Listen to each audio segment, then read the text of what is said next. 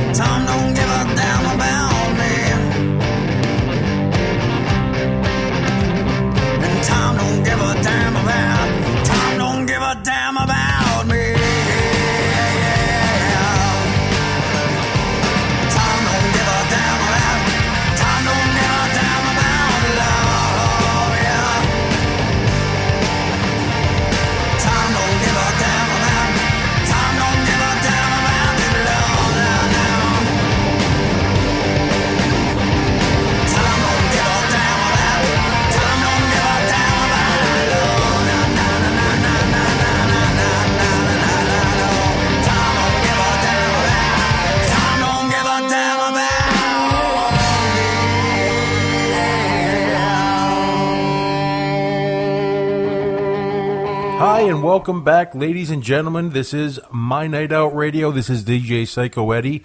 George is on assignment today. He will not be with us, but he is in the back of our minds. You just heard Those Alone, Time.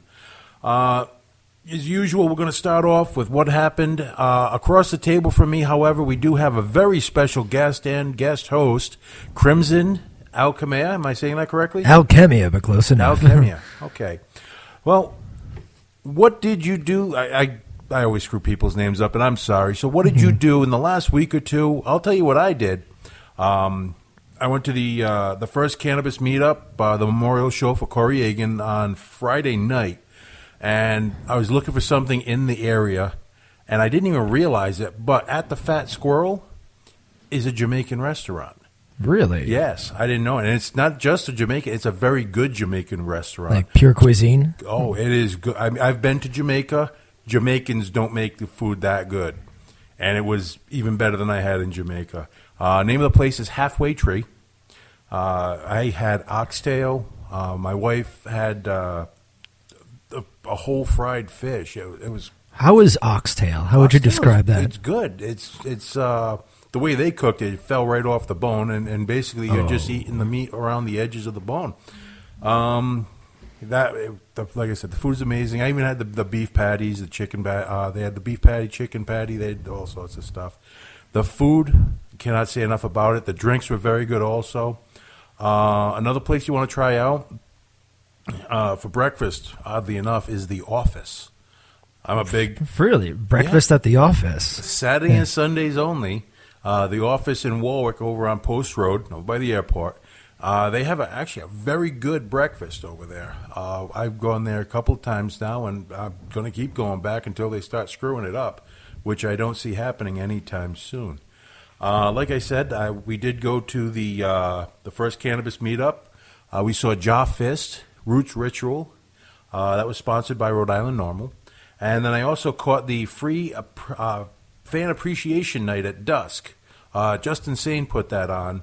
I saw Hello to Goliath, Apollo's Resurrection, Awake in the East, From Ashes Reborn, Whiskey Fire, and Chronivore. I love Whiskey Fire. They were in here a couple weeks ago, actually. Sam and I, we have quite a few friends in common, and they always rock it out. She was getting over a cold, and she still has an amazing voice. No, she has a gorgeous voice, and I saw her, let's say, over a year ago at Nostalgia's. And I just popped in one day, didn't even know who was playing, just like stop and have a drink. They went on stage, and it blew my mind. And next thing you know, I'm running around on the floor, just having a great time. If you caught them about a year ago, they were just getting started. Mm-hmm. They've only been together just over a year. So to have that tight of a band in that short of amount of time, they can only go up from there. Yeah, you could have fooled me. You could have told me they've been around for 3 or 4 years, and I would absolutely believe it. You tell me one, that is mind blowing. How well they gel together. I did not believe it myself, but they said it themselves. I want to say 4 weeks ago, 4.5 weeks, 4 or 5 weeks ago, and they just the sound is really tight. As long as they catch an open stage, they will wow just about anybody in that audience. So, what about you? Any good shows in the last couple of weeks? I've been able to get out to any big shows lately. I really would love to. I saw Alpha Blood, I believe it was about a month or two ago, and they put on was it Alpha Blood, or I believe that's what it was. Yeah, I think it was at dusk actually. Yep. And I just stopped. Another one I just stopped in. And it was an amazing set. But this past weekend, Friday, I had to deal with the flood up in Cranston with the main that burst. I don't know if you heard about that. I did hear about it. Oh, yeah. Went home, no water at all. So it became the opposite of Waterworld, where I was searching for water instead of dry land. But last night we went to, of course, I announced for Providence roller derby that they're opening fun bout in Narragansett. Okay. Got to see a lot of the new skaters, and absolutely very impressed with the new breed coming on this year. A lot of new talent coming on? Oh, yeah. There was like all shining stars. I saw a lot of them there. Goldie Glocks was a big standout. Alexi Lawless was there. Cape Crusader was really good, too. That's just like a few of the many. And they got to play a lot, finally, with the veterans that have been teaching them. Yeah. And it's their first time they're like out and about with live crowd, and they gelled right into it, and they just started playing their hearts out. See, that's usually a hard thing for anyone getting started, whether it's sports, roller derby especially, because, what's going on, musicians, getting in front of a crowd is the defining moment of whether or not you're going to be able to pull this off. And I've seen people crumble, and I've seen people succeed. So the ones that pulled it off, it's definitely a thumbs up for them. Why don't we cut to a break, and we'll start talking about you. This is Rhode Island Free Radio, MyNightOut Radio. We're going to leave here with Indecision by Ravi Shavi. You're out of my league, but I'm in my element. Oh, come home with me.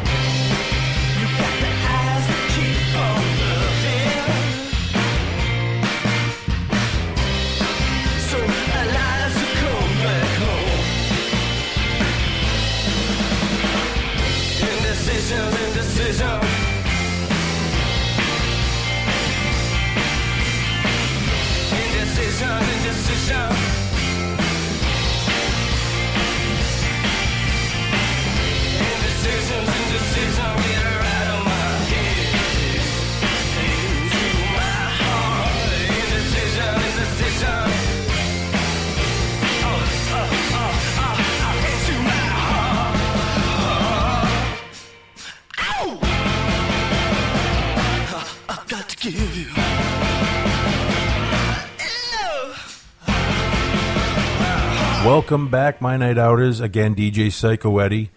You just heard Ravi Shavi, Indecision. Across the table from me, Crimson. I'm not even going to attempt your last name because I bet you a beer on it. Unfortunately, we can't do that on the air. That's illegal.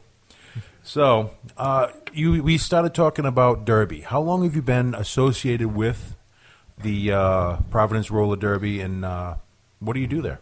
Been going on about 2 years or so, but I've been a fan for about a year before that.